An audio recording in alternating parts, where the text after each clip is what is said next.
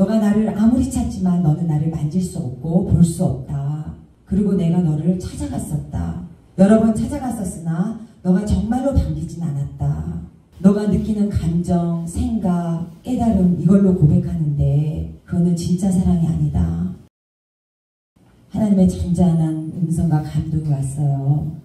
주님 사랑합니다. 주님 사랑합니다. 너가 고백하지만 그 사랑은 진짜 사랑이 아니다.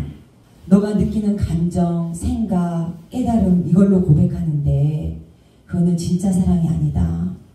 너가 나를 사랑한다는 그 고백을 너가 볼 수 있느냐? 그 사랑을 네가 만질 수 있느냐? 너가 그 사랑을 현실로 표현할 수 있느냐라는 질문이 하나님께서 하셨습니다. 그러면서 무슨 말씀하셨냐?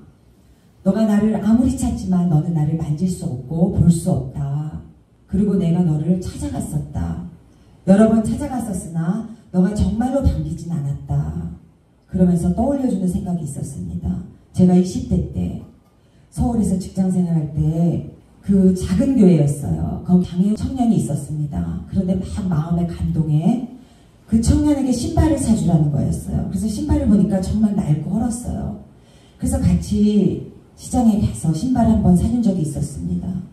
또 한번 제가 그때 친구네 오빠가 운영하는 그 속셈학원에서 아이들을 가르쳤는데 그분이 무료 한글 교실을 열었었어요. 그래서 저보고 월수금을 나와서 가르치래요.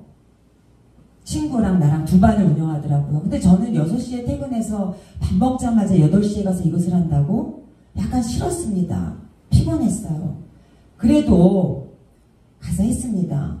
근데 가서 보니까 한글을 잘 모르는데 제가 가장 기억나는 분은 예수님을 열심히 믿는 순복음교회 다니는 권사님이었어요. 그래서 그분은 또 저를 전도하겠다고 여의도 순복음교회를 가자 그러더라고요. 그래서 그때 한번 가봤던 기억도 납니다. 또 예수님께서 무슨 말씀하냐? 내가 너를 찾아간 적이 또 있다. 그게 언제냐? 우리 교회가 처음에 저 강명에 와서 지하에 있을 때, 조그만 지하에 있을 때 한 번은 목사님이랑 둘이 10시쯤 기도하는데 누가 똑똑 두드려요. 그래서 열어보니까 국어라는 사람이었어요. 행색이 남루하고. 그래서 저녁값을 달라고 그러는 거예요.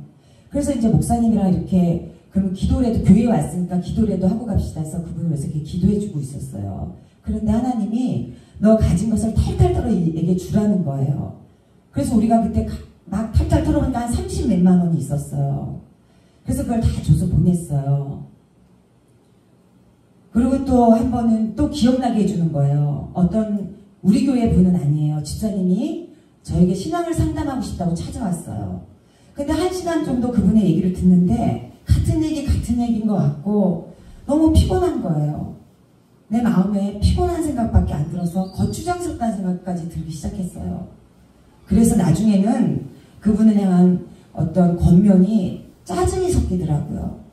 그리고 이제 또 한 번 하나님이 내가 너를 찾아갔었다 하면서 리딩독 프로그램에 그 엄마를 떠올려주는 거예요. 그 엄마가 와서 자기가 지금 상담받고 있고 자기의 우울증 때문에 아이가 놀이치료까지 받고 있다면서 우리 리딩독 프로그램을 보고 왔다 그랬어요. 그래서 저는 그 말이 그렇게 크게 들리지 않고 내가 이분을 위해서 무엇을 해야 된다는 생각은 안 들었어요. 그냥 나는 뭐 이거 목사님이 하라니까. 그래서 막 100% 자원하는 심령도 아니에요.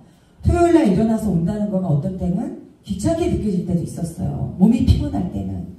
그러면서 하나님이 말씀하시기를 내가 이들을 너한테 보내고 내가 찾아간 건데 너는 그것을 그다지 사랑하지 않았다. 그러면서 너는 그에게 신발을 사주고 돈을 준 거는 사랑한 것이 아니라 그저 내가 준 감동에 순종에 그칠 뿐이라. 그리고 제가 가만히 생각해보면 오픈이어를 놓고 기도할 때 자꾸만 하나님이 그러셨어요. 너가 아직 준비가 덜 됐다. 근데 그 말을 잘 이해 못했어요. 그런데 오늘 설교를 들으면서 제가 아직 이 세상을 사랑할 준비가 안 됐고 하나님의 사랑, 예수님을 사랑한다는 것은 바로 내 이웃 사랑하는 건데 그게 준비가 덜 됐다는 걸 오늘 깨달았습니다. 그러면서 하나님이 어떤 메시지를 주시냐면 영혼 구원이라는 프레임에 갇혔다. 그래서 영혼 구원이 아니면은 별 가치 없게 생각하기 때문에 그 엄마가 너한테 제가 우울증 치료를 받고 있습니다 라고 얘기해도 너는 그냥 지나치더라. 딸아, 나를 사랑한 것은 그의 필요를 채워주고 너에게 원하는 조언을 말해주는 거다. 그가 너를 의지하고 싶었던 것을 해주는 거다. 세상 사람들에게 그것이 풀려야, 그의 고민거리, 그의 필요가 풀려져야 그들도 주님을 향해서도 관심을 갖게 될 여유가 생긴단다 라고 말씀해 주셨어요. 그래서 그러면서 또 한번 너가 나를 사랑하느냐? 너가 나를 사랑하느냐? 질문하는데 답을 못했습니다. 그러면서 하나님이 내가 너에게 질문하는데 이 질문에 답할 준비가 되었느냐? 라고 말씀하셨어요. 저도 오늘 목사님의 설교를 들으면서 생각을 다시 하게 됐습니다. 내가 독서하는 거, 영어 공부하는 거, 유튜브 하는 거, 이 모든 것이 나의 유익에서 완전히 벗어나서 이 세상을 살아가는 삶으로 표현되는 하나님의 사랑의 표현이 되기를 간절히 바라고 그렇게 하기로 결단했습니다. 여러분이 무슨 것을 꿈꾸고 우리 20대 우리 청년들도 여기 나와 있는데 여러분이 돈을 벌고 회사를 일구고 내가 뭐가 돼야 되겠다고 생각하는 것에서도 그 출발의 기준이 무엇인지를 점검하기 원합니다. 내가 이것으로 세상을 유익하게 해야지. 내가 내 기업으로 세상을 도와야지. 이런 생각으로 우리가 전환하기 바랍니다. 오늘 설교를 듣는데 그런 생각이 들더라고요. 정말 세계적으로 성공한 분들, 정말 하나님의 큰 기적 같은 축복을 받은 사람들은 세상을 편리하게 해주고자, 세상에 유익을 주고자 그들이 전념으로 힘을 쏟은 거였구나. 우리 페이스북도 그렇잖아요. 학생들 간의 소통을 편리하게 하기 위해서 그가 축복을 받았습니다. 일론 머스크도 그렇잖아요. 그가 만든 위성이 우크라 전쟁 때 쓰이잖아요. 여러분, 우리가 더 큰 소망을 갖되 내 유익, 내 돈, 내 야망이 아니라 온전한 하나님의 선교 쪽으로 우리가 모든 것을 옮기는 2025년이 됐으면 좋겠습니다.